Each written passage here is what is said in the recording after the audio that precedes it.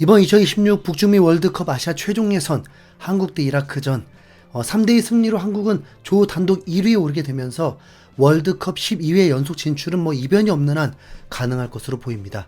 립서비스 차원일지 상대 감독들이 한국의 레벨을 항상 높이 평가했었는데, 이번 이라크의 감독인 카샤스 감독도 경기 전 인터뷰에서 한국이 1위가 될 거라고 보면서 한 수 위의 팀이지만 그래도 공은 둥근 만큼 애를 쓴 겁니다. 이번 경기는 정말 평가가 좀 애매한 게 있습니다. 한국의 경기력 자체가 진짜 너무 좋으면서 경기를 보는 맛이 있었습니다. 개인적으로는 FIFA 랭킹 4위 잉글랜드 경기보다 더 재밌었습니다. 그런데 상대도 만만치는 않았죠. 수비 조직이 견고하면서 한국이 어떤 팀인지 확실히 알고 준비를 했습니다. 마치 잉글랜드가 1년 전에 사우디아라비아를 초청해서 1대0 겨우 승리했던 것처럼 강팀이라고 해서 상대를 무조건 쉽게 이긴다? 그럴 수 없거든요. 한국은 전반 40분경에 기다렸던 선제골이 터집니다. 황인범이 하프라인에서 기습적인 롱패스를 보냈는데, 요게 이라크 선수 2명이 이강인을 마크해서 압박하려다가 서령우가 완전 공간이 열렸고, 달리 보면 서령우를 좀 무시했던 건데, 서령우에게 제대로 찬스가 왔고 횡패스가 살짝 아쉬움은 있었지만 다행히 배준호에게 세컨볼이 오면서 배준호가 오세훈에게 패스했고 득점이 터지게 되었습니다. 네, 좋았어. 네. 저는 진짜 첫 번째 골도 작품이었다고 봅니다. 좋았던 경기력에 대해 보상을 받는 듯 했죠. 점유율이 거의 80%였으니까요. 이대로 2대0으로만 끝나도 이건 대성공이라고 봤는데, 이라크의 개인기 좋은 한 명의 선수에게 당하게 되면서 기분 안 좋은 실점을 하고 말았습니다.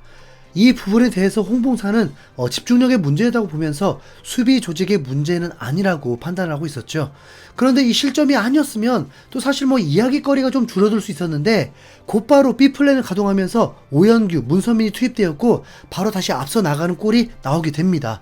문선민의 돌파가 우선 좋았고 이번에도 첫 번째 골과 비슷하게 커트가 됐지만 이재성이 포기하지 않으면서 컷백을 해준 것을 오연규가 시원한 득점을 성공했습니다.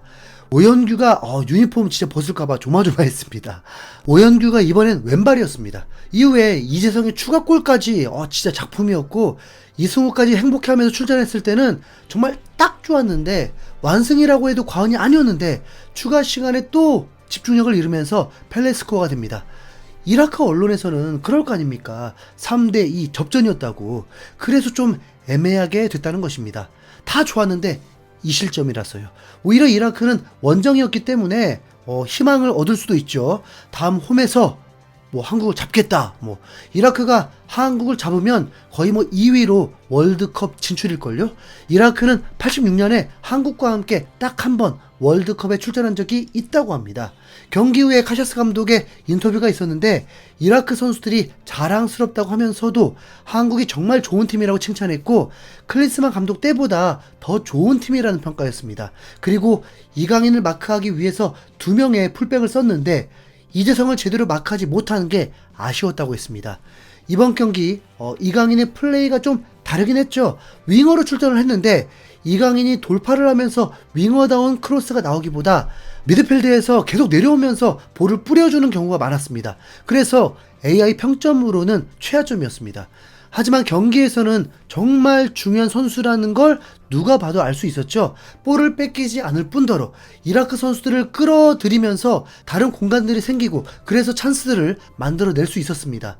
이강인은 경기 후에 기자회견과 인터뷰에서도 집중 견제에 대한 반응을 묻자 덤덤하게 동료들에게 기회가 많아질 수 있어서 오히려 좋다는 반응이었습니다. 2월에 큰 사건이 있고 난 후에 오히려 좀 더 어른스러워졌다고 좀 해야 되나요? 네. 더 조심하는 것 같죠.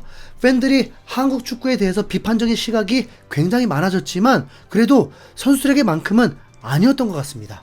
이번 이라크전은 저녁 8시 경기여서 대부분 시청을 했을 텐데도 쿠팡 플레이 편집본만 거의 200만 조회수가 나왔습니다. 기분 좋은 승리니까 또 보고 하는 거겠죠. 이번 한국의 경기가 좋았다고 평가한 이유는 잔디도 큰 몫을 할 것입니다. 요 잔디 문제를 해결해 준 게 손흥민이라고 봐야죠. 손흥민 한마디에 서울시장까지 국정감사에서 사과하게 되고 상암 경기장 잔디 관리에 예산을 늘리겠다고 약속을 했습니다. 근데 진짜 알고 보니까 돈은 또 많이 벌어놓고 상암 잔디 관리에 돈을 안 쓴 것도 많요. 네.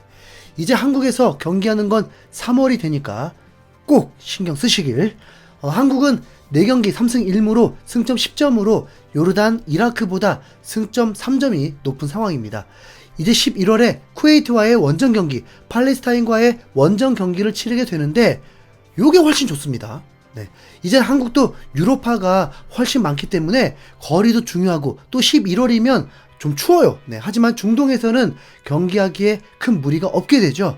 팔레스타인이 전쟁과 연관이 있어서 제3국에서 하게 될지는 또 모르겠지만 요르단보다 약체들인 만큼 팀의 조직력이 더 좋아지고 자신감까지 오른 상황이라서 부상 변수만 없다면 5연승도 충분히 가능한 상황입니다.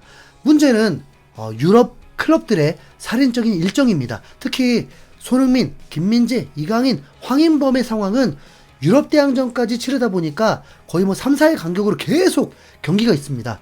진짜 부상 조심해야 합니다. 이제 손흥민 자리는 여기저기 대체 자원이 있다는 게 안심이 되기도 하는데 오히려 김민재, 이강인, 황인범 이 자리 대신할 자원들 마땅치 않거든요. 부상 선수 없기를 바라겠습니다.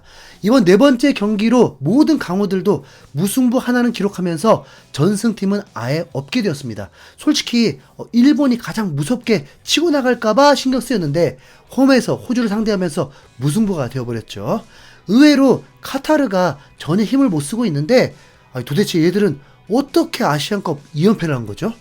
그리고 신태용 감독이 영웅으로 중국을 끌어내려버리길 바랬는데 너무 욕심을 내다가 오히려 이 실점을 먼저 하면서 상황이 꼬여버렸고 경기력 면에서는 분명 중국을 압도했지만 1대2로 패배하고 말았습니다.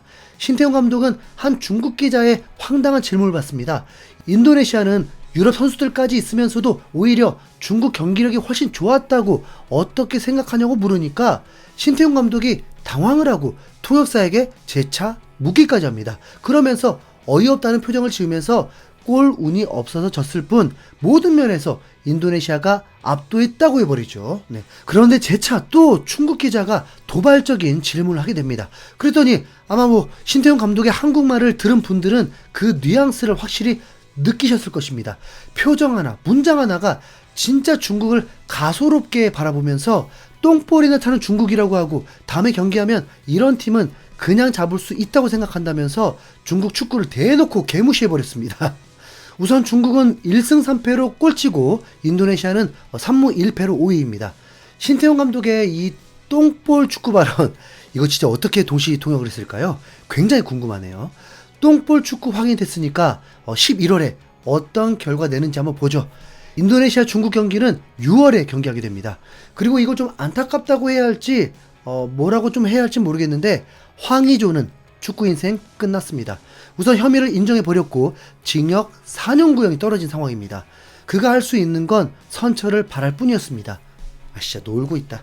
네, 너보다 더 약한 범죄자들도 다 축구 인생 끝났다 이 자스가. 그냥 자숙혀. 자, 이제 A매치 끝났으니까 해외 축구 모드로 바꿔주셔야죠? 준비되셨나요? 다음 컨텐츠로 찾아오겠습니다. 흰수염구리였습니다.